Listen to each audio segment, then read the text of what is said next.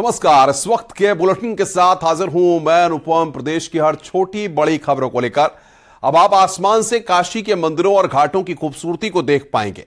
दरअसल अब काशी में एयर बैलून राइड नियमित रूप से कराने का फैसला किया गया है।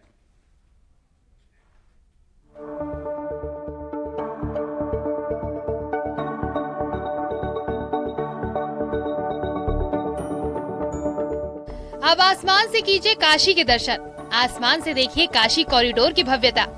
टेंट सिटी के साथ अब एयर बलून राइड का मजा भी वाराणसी में मिलेगा।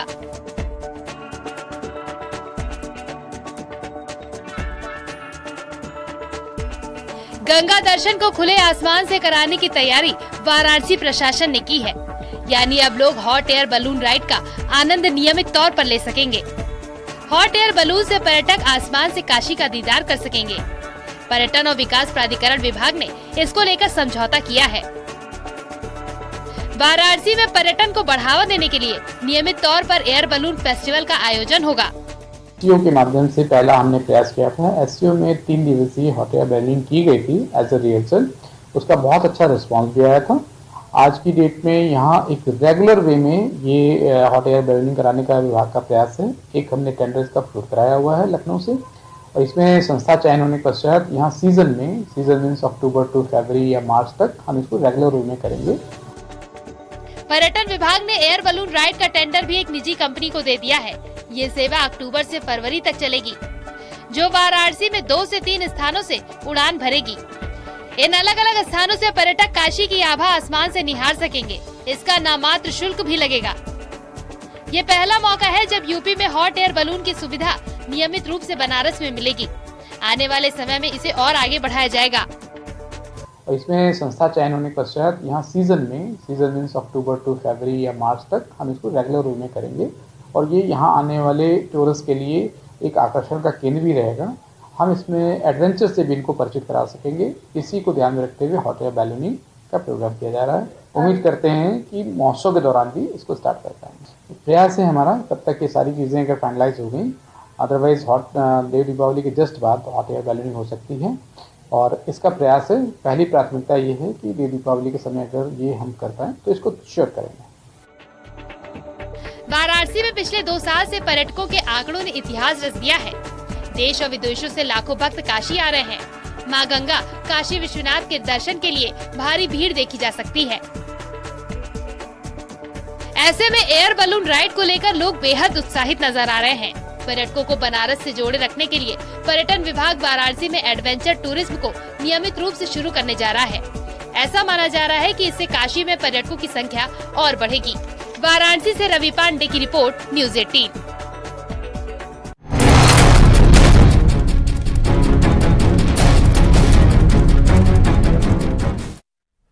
भारतीय सेनाओं के दमखम का कोई सानी नहीं है, और यह तब और घातक और अजयी हो जाती हैं जब नई तकनीक के हथियारों के साथ जवान रण में उतरते हैं। भारतीय वायुसेना ने आज कई तरह के ड्रोन्स का प्रदर्शन किया। प्राइवेट मेकर्स के साथ मिलकर विकसित किए गए ड्रोन निगरानी से लेकर बम गिराने तक का काम कर सकते हैं।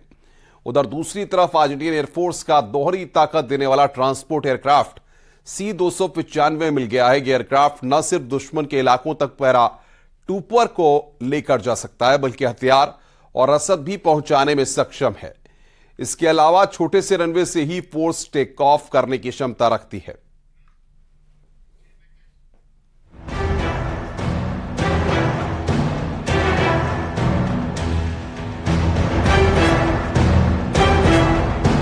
दुश्मन पर पैनी नजर रखनी हो या फिर हाइड आउट में छिपे आतंकियों की हरकत जाननी हो, वक्त पर फौरी मदद देनी हो या फिर दुश्मन के ठिकाने पर बिना किसी आहट के बम गिरा देना, ये तमाम चीजें कई किलोमीटर दूर बैठकर उंगली के एक इशारे पर भारतीय सुरक्षा बलों के जवान बड़ी आसानी से कर सकते हैं। और ऐसा करने के लिए अब भारत के पास कई वायु अस्त्र यानी उन्नत तकनीक के ड्रोन मौजूद हैं।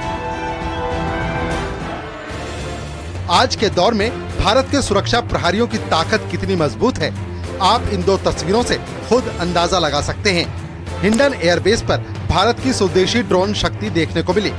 एयरफोर्स के साथ मिलकर भारतीय ड्रोन संघ ने भारत ड्रोन शक्ति 2023 का आयोजन किया। वहीं आज भारतीय वायुसेना को अपना पहला C-295 एयरक्राफ्ट भी मिल गया। रक्षा मंत्री राजनाथ सिंह ने C-295 एयरक्राफ्ट की चाबी भी वायुसेना प्रमुख VR चौधरी को सौंपी। गाजियाबाद के हिंडन एयरबेस पर भारत की स्वदेशी ड्रोन शक्ति दिखाई दी। रक्षा मंत्री राजनाथ सिंह ने भारत ड्रोन शक्ति 2023 प्रदर्शनी का उद्घाटन किया। उन्होंने C-295 विमान को वायुसेना के अधिकारियों को सौंपा। हिंडन एयरबेस पर भारत की ड्रोन शक्ति का प्रदर्शन हुआ। देश भर की कंपनियों ने अपने हाईटेक ड्रोन का प्रदर्शन किया। इस दौरान ड्रोन ने आसमान में ही संदिग्ध चीज को कैप्चर किया। उसके साथ ही कुछ ड्रोन से आतंकियों के डमी ठिकानों पर बम गिराकर उन्हें नेस्ते नाबूद कर दिया गया। शो में 50 तरह के ड्रोन का प्रदर्शन हुआ। इसमें रक्षा, कृषि, हेल्थ और सर्वेक्षण सेक्टर से जुड़े ड्रोन भी दिखाए गए। कार्यक्रम के दौरान वायुसेना प्रमुख air chief marshal VR Chaudhary कार्यक्रम स्थल पर मौजूद रहे।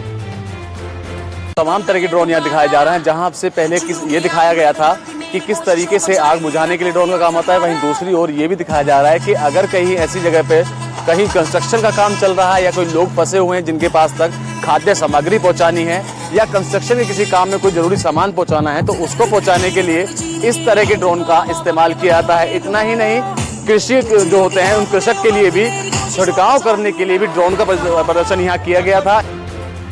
C-295 मिलिट्री ट्रांसपोर्ट एयरक्राफ्ट भारतीय वायु सेवा में शामिल होने से एयरफोर्स की ताकत और बढ़ गई है। रक्षा मंत्री राजनाथ सिंह ने C-295 एयरक्राफ्ट की चाबी भी वायुसेना प्रमुख VR चौधरी को सौंपी। इस दौरान राजनाथ सिंह ने सर्वधर्म प्रार्थना की। रक्षा मंत्री ने रोली से एयरक्राफ्ट पर स्वास्तिक बनाया और एयरक्राफ्ट को रक्षा सूत्र बांधा। जिसका बेसब्री से इंतजार किया जा रहा था वो एयरक्राफ्ट आज भारतीय वायुसेना के बेड़े में शामिल हो चुका है। तस्वीरें आपको दिखाना चाहूंगा। ये वही C-295 एयरक्राफ्ट है जिसका की बड़ी बेसब्री से इंतजार किया जा रहा था और आज रक्षा मंत्री राजनाथ सिंह जी ने ये वायुसेना अधिकारियों को आधिकारिक तौर पर सौंप दिया है। इसकी जो खासियतें वो आपको बताना चाहूंगा। तकरीबन 7050 किलोग्राम का वजन उठा सकता है। एक बार में 71 सैनिक, 44 पैराट्रूपर्स, 24 स्ट्रेचर या कार्गो पैलेट्स को भी इस विमान के भीतर ले जाया जा सकता है। वहीं इसमें जो क्रू बना हुआ है उस क्रू में भी टच स्क्रीन के साथ साथ कंट्रोल रूम दिया हुआ है ताकि जो इसमें बैठे हुआ क्रू है उसको भी सावधानी रहे। बड़ी खबर मुरादाबाद से है। ट्रेन में मिली है पाकिस्तानी युवती। निखिल नाम के युवक को मिली है युवती। GRP ने IB/LIU को इस बात की जानकारी दी है। थाने में पाकिस्तानी युवती से फिलहाल पूछताछ जारी है। पुलिस को युवती ने अपना नाम हयाबी बताया है। युवती के पास से कोई वैध दस्तावेज नहीं मिला है। देहरादून से मुरादाबाद आते ट्रेन में ये युवती मिली है। बड़ी खबर हम आपको बता रहे हैं। ट्रेन में मिली है पाकिस्तानी युवती। निखिल नाम के युवक को ये युवती मिली है।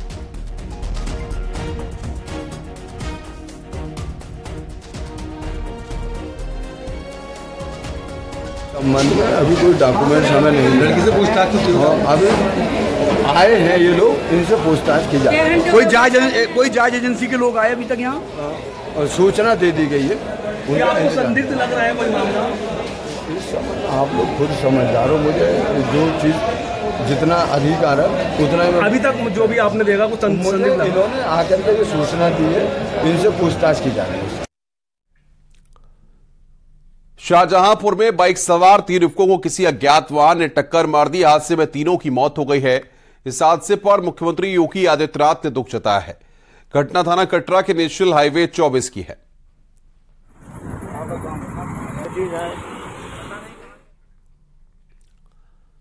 राज्यपाल आनंदीबेन पटेल ने इलाहाबाद म्यूजियम को बड़ी सौगात दी है। राज्यपाल आनंदीबेन पटेल ने इलाहाबाद संग्रहालय में नवनिर्मित आजाद गैलरी का लोकार्पण किया।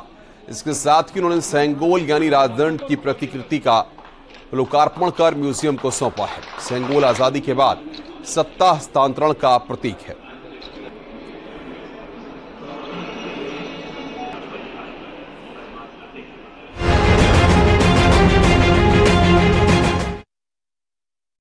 लखनऊ में विधायक, मंत्रियों, सांसद के आवास पर मौत के सिलसिले लगातार बढ़ते जा रहे हैं। कहीं मौत मिस्ट्री बन जाती है तो कहीं सुसाइड की गुत्थी पुलिस को उलझाती है। ताजा मामला लखनऊ के एक विधायक आवास का सामने आया, जहां विधायक के सोशल मीडिया का काम देखने वाले युवक ने फांसी लगाकर जान दे दी। अब पुलिस इस सुसाइड मिस्ट्री को सुलझाने में जुटी हुई है।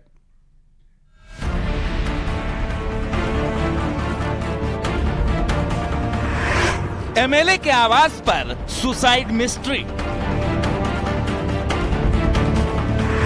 क्या इश्क में अनबन बनी मौत की वजह? श्रेष्ठ तिवारी ने क्यों चुनी मौत? लखनऊ का बेहद ही पॉश इलाका, जहां हर तरफ सरकारी कोठियां और मंत्री विधायकों के आवास वाला ये इलाका बेहद ही सिक्योर्ड और चहल पहल से भरा रहता है। लेकिन रविवार देर शाम एक ऐसी वारदात हुई जिसने पूरे शहर को सन्न कर दिया। लखनऊ के बीकेटी से भारतीय जनता पार्टी के विधायक योगेश शुक्ला के इसी सरकारी फ्लैट में कल देर रात उनके सोशल मीडिया का काम देखने वाले श्रेष्ठ तिवारी ने फंदे से लटककर आत्महत्या कर ली। दरवाजा तोड़कर पुलिस अंदर दाखिल हुई थी। आप देख सकते हैं यहाँ उसका हैंडल टूटा हुआ है, जो लॉक था इसको तोड़कर पुलिस कल अंदर दाखिल हुई है और श्रेष्ठ तिवारी का शव बरामद हुआ है।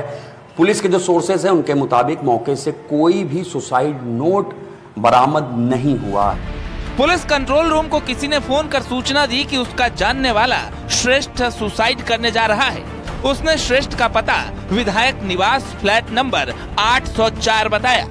विधायक आवास ये सुनते ही पुलिस टीम के कान खड़े हो गए, क्योंकि जिस इलाके की बात हो रही है वो प्रदेश के सबसे हॉट जोन में आता है। लिहाजा फौरन एक टीम बताए गए पते पर पहुंची। पुलिस ने देखा कि कमरे का दरवाजा अंदर से लॉक था, लिहाजा दरवाजा तोड़कर टीम अंदर दाखिल हुई। लेकिन वहां का मंजर सन्न कर देने वाला था। लगभग 12:45 बजे सूचना प्राप्त हुई कि एक व्यक्ति जिनका नाम श्रेष्ठ तिवारी है वो दारुल शफा स्थित विधायक आवास में निवासित थे और वहां पर उन्होंने फांसी लगाकर आत्महत्या कर ली। 24 साल का श्रेष्ठ तिवारी एक विधायक के मीडिया सेल में नौकरी करता था और हजरतगंज के सरकारी फ्लैट नंबर 804 में रहता था। पुलिस के मुताबिक गर्लफ्रेंड से कहा सुनी के बाद रविवार रात श्रेष्ठ ने सुसाइड किया। वारदात के वक्त गर्लफ्रेंड फ्लैट के गेट पर खड़ी थी। उसे वीडियो कॉल करते हुए वो फंदे पर लटक गया। घटना के बाद लड़की की तबीयत खराब हो गई है। निजी अस्पताल में उसे भर्ती करवाया गया है। इस संबंध में मौके पर फील्ड यूनिट की टीम द्वारा साक्ष्य संकलन की कार्रवाई की गई है और साथ ही साथ जो शव है उसको पंचायतनामा पोस्टमार्टम हेतु भेज दिया गया है। पुलिस द्वारा इसमें अग्रिम विधिक कार्रवाई की जा रही है। गर्लफ्रेंड की सूचना पर ही पुलिस मौके पर पहुंची। दरवाजा तोड़कर शव को फंदे से उतारा। कमरे से पुलिस को कोई सुसाइड नोट नहीं मिला है। श्रेष्ठ और उसकी गर्लफ्रेंड के मोबाइल को पुलिस ने कब्जे में लिया है। सूत्रों के मुताबिक खुदकुशी के दौरान गेट पर खड़ी गर्लफ्रेंड ने वीडियो कॉल के दौरान के स्क्रीनशॉट भी लिए हैं। ये बात भी सामने आई है अब तक की पुलिस जांच में कि अपने किसी परिचित से वीडियो कॉल के बाद ही श्रेष्ठ तिवारी ने फंदे से लटककर जान दी है और इसकी सूचना भी पुलिस को उनके इसी परिचित ने दी थी। उसी सूचना पर यहाँ पर पुलिस पहुंची थी और मौके से श्रेष्ठ तिवारी का शव बरामद हुआ है। फिलहाल पुलिस इस पूरे मामले की जांच में जुट गई है। बाराबंकी के हैदरगढ़ का रहने वाला श्रेष्ठ तिवारी लखनऊ में ही विधायक आवास पर रहता था। सरकारी फ्लैट नंबर 804 में रहकर ही वो एक विधायक के सोशल मीडिया का काम देखता था। देर शाम तक सब कुछ ठीक था, फिर अचानक ऐसा क्या हुआ कि श्रेष्ठ को सुसाइड के लिए मजबूर होना पड़ा? इन सवालों का जवाब पुलिस तलाश रही है। लखनऊ से न्यूज 18 के लिए ऋषभ मणि त्रिपाठी की रिपोर्ट।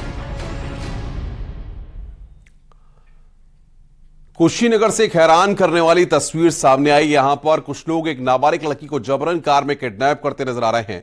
आरोप है कि किडनैपर्स ने कार में ही गैंगरेप को अंजाम दिया। वारदात बेहद सनसनीखेज थी, लिहाजा फौरन पुलिस ने 3 आरोपियों को गिरफ्तार कर लिया, जबकि 3 पुलिस वाले भी इस पूरे मामले में निलंबित किए गए हैं।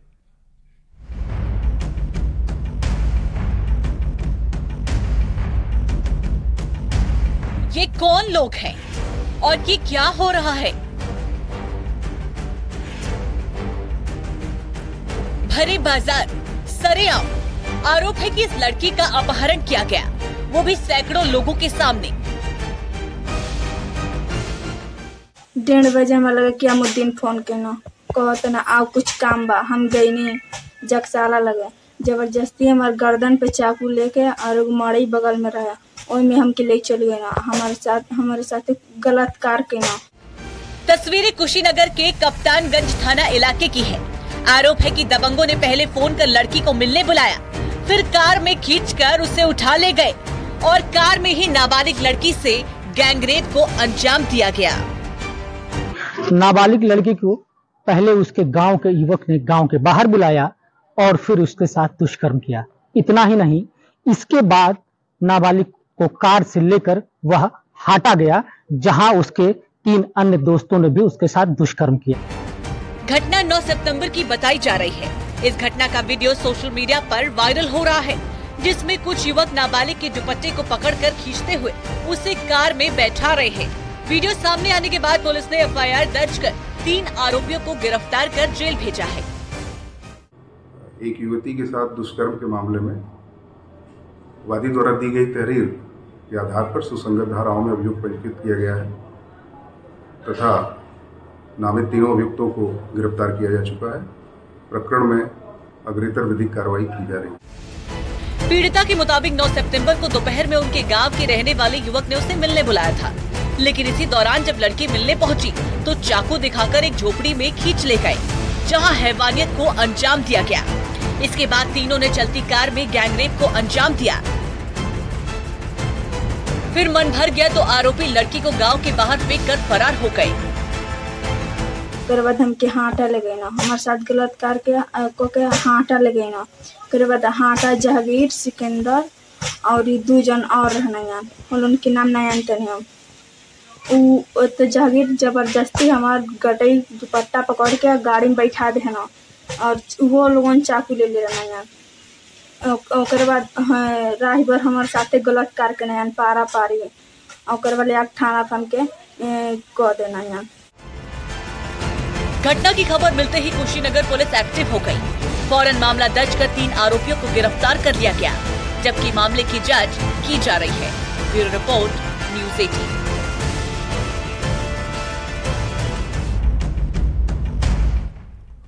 आपको ये जानकर हैरानी होगी कि अमेरिका में एक ऐसा मंदिर बन रहा है जिसकी भव्यता देखकर लोग हैरान हो रहे हैं। इस मंदिर के लिए भारत की पवित्र नदियों का जल ले जाया गया है और इसके निर्माण में भारत के 12,500 स्वयंसेवकों ने मदद की है।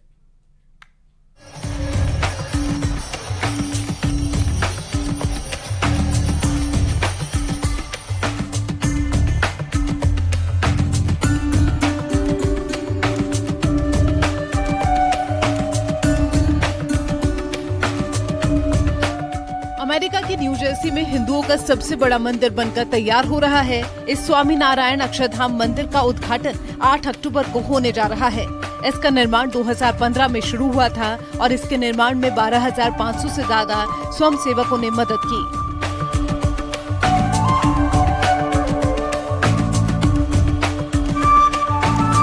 मंदिर के औपचारिक उद्घाटन से पहले ही यहाँ दर्शन के लिए रोजाना हजारों लोग आ रहे हैं। इस मंदिर को प्राचीन हिंदू धर्म ग्रंथों के मुताबिक डिजाइन किया गया है और इसमें 10,000 मूर्तियां और प्रतिमाएं लगाई गई हैं।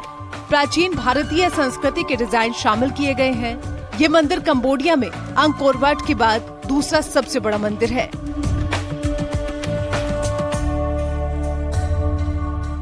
न्यू जर्सी के इस मंदिर के डिजाइन में एक मुख्य मंदिर, 12 उप मंदिर और 9 शिखर हैं।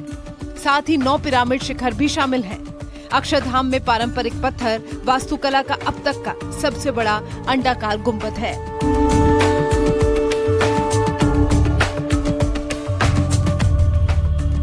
इस मंदिर को ऐसे डिजाइन किया गया है कि 1000 साल तक इसे कुछ नहीं होने वाला है। अक्षरधाम के हर पत्थर की एक कहानी है। जिन 4 प्रकार के पत्थर को मंदिर बनाने के लिए चुना गया है, उनमें चूना पत्थर, गुलाबी बलुआ पत्थर, संगमरमर और ग्रेनाइट शामिल हैं, जो अत्यधिक गर्मी और ठंड का सामना कर सकते हैं। इन्हें दुनिया भर के विभिन्न जगहों से लाया गया है। बुल्गारिया और तुर्की से चूना पत्थर, ग्रीस, तुर्की और इटली से संगमरमर, भारत से ग्रेनाइट और बलुआ पत्थर भी न्यू जर्सी से लाया गया है। आप ये जानकर हैरान रह जाएंगे कि इस मंदिर के ब्रह्मा कुंड में एक पारंपरिक भारतीय बावड़ी है, जिसमें भारत की पवित्र नदियों और अमेरिका के सभी 50 राज्यों सहित दुनिया भर के 300 से ज्यादा जलाशयों का पानी शामिल किया गया है। पूरे अमेरिका से स्वयंसेवकों ने अक्षरधाम के निर्माण में मदद की है। उनका मार्गदर्शन भारत के कारीगर स्वयंसेवकों द्वारा किया गया था। अक्षरधाम के निर्माण के लिए लाखों स्वयंसेवियों ने घंटे समर्पित किए हैं। हिंदू संस्कृति और वास्तुकला का एक मील का पत्थर कहे जाने वाले अक्षरधाम मंदिर का औपचारिक उद्घाटन 8 अक्टूबर को महंत स्वामी महाराज के मार्गदर्शन में किया जाएगा।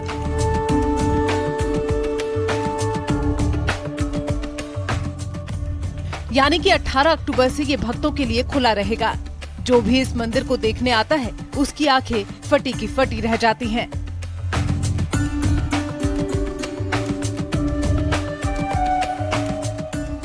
अमेरिका में हिंदू संस्कृति के इस भव्य निर्माण ने एक बार फिर पूरे विश्व में हिंदू संस्कृति का परचम लहरा दिया है। Bureau report, news 18।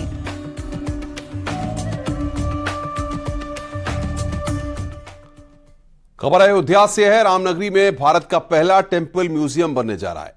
Temple museum 25 एकड़ में बनाया जाएगा। इसके लिए सरयू के किनारे घाट पर जमीन भी चिन्हित कर ली गई है। रामनगरी आने वाले युवा अब भारत के प्राचीन और प्रसिद्ध मंदिरों की शैली और उसकी विशेषता के बारे में भी जानकारी ले सकेंगे।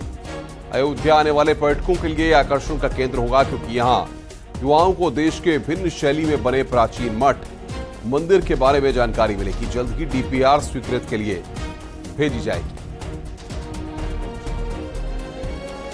म्यूजियम का उद्देश्य है कि जो हमारे भारत जो संस्कृति रही है, इतनी बड़ी व्यापक संस्कृति रही है, और यहाँ जो हमारे जो टेम्पल्स हैं, अलग अलग शैलियाँ हैं, नॉर्थ इंडिया, साउथ इंडिया और सभी में द्रविड़, नागर और बेसर शैली जितनी शैलियाँ रही है, कैसे कैसे जो हमारे बहुत अच्छे क्वालिटी के मंदिर रहे हैं, उसमें क्या टेक्निक्स यूज़ किए गए हैं और किस तरीके से हमारा इतिहास उसमें संचित है, कैसे विज्ञान हमारा उसमें प्रतिबिंबित होता है, पूरी चीज़ उसमें बारीकी से दिखाई जाएगी। ये टेंपल म्यूजियम भारत में शुरुआत किस टेंपल से हुई और आज तक जो है किन किन शैली में कहाँ कहाँ पर टेंपल बने, उनकी रिपलकाएँ जो है हम लोग बना के एक बृहद स्तर पर टेंपल म्यूजियम बनाने जा रहे हैं। और ये राम जन्मभूमि के बाद दूसरा सबसे बड़ा अयोध्या का आकर्षण बनेगा। रामनगरी में जल्द ही टेंपल म्यूजियम का निर्माण कराया जाएगा, जिसके लिए 25 एकड़ भूमि को चिन्हित भी कर लिया गया है। टेंपल म्यूजियम के जरिए आगामी पीढ़ी भारतीय शैली के विभिन्न जो प्राचीन अति प्राचीन मठ मंदिर हैं, उनके इतिहास और उसके वास्तुकला के बारे में करीब से जानकारी ले सकेगी। बाकायदा आगामी पीढ़ी भगवान राम के नगरी में रामलला के दर्शन के उपरांत भारतीय संस्कृति के तमाम जो भारत में मठ मंदिर हैं, उनकी प्राचीनता, उनके विषय में जानकारी और उसकी वास्तुकला की जानकारी करीब से टेंपल म्यूजियम मिलेगी, जिसको लेकर कवायदें तेज कर दी गई हैं। और अयोध्या आने वाले राम भक्तों के लिए एक बड़ी सौगात टेंपल म्यूजियम भी अयोध्या में फिलहाल चंद दिनों में आकार लेता नजर आएगा। अयोध्या से न्यूज़ 18 के लिए निमिष गोस्वामी। खबर अयोध्या से, जहां पर भूकंप से राम मंदिर को सुरक्षित करने की तैयारी से लेकर Bhabha research atomic centre Mumbai ने डॉक्टर राम मनोहर लोहिया अवध विश्वविद्यालय में रेडॉन जियो स्टेशन स्थापित किया है। जियो स्टेशन स्थापित होने से जमीन के अंदर होने वाली हलचल को लेकर सिग्नल मिलेगा, जिससे भूकंप आने से पहले ही जानकारी मिलेगी और जानमाल की सुरक्षा हो सकेगी। देश में 100 ऐसे स्टेशन बनाए गए हैं, उनमें रामनगरी अयोध्या को भी जगह मिली है। अयोध्या मंडल सहित अन्य दूर दराज के क्षेत्रों में आने वाले संभावित भूकंपों की जानकारी मिलने से जान माल के नुकसान को कम किया जा सकेगा। स्थापना का जो उद्देश्य है वो यही है कि जो भूकंप आते हैं, अर्थक्वेक आते हैं, उसका पूर्व सूचना या उसकी चेतावनी वो जो है लोगों तक पहुंचाई जाए, डिस्ट्रिक्ट एडमिनिस्ट्रेशन को दी जाए, जिससे कि जान मान की जो नुकसान है उसकी हानि को कम किया जा सके। जो है ये यहाँ से ज़मीन के अंदर जो भी हलचल होती है उसके जो सिग्नल्स हैं वो सीधे मुंबई बार्क में जाते हैं, वहाँ उसकी एनालिसिस की जाती है और फिर उनकी एडवाइजरी जो है संबंधित क्षेत्रों को दे दी जाती है। रुक रहे हैं यहां पर ब्रेक के लिए। खबरों का सिलसिला लगातार जारी है। आप देख रहे हैं न्यूज़ 18 उत्तर प्रदेश उत्तराखंड।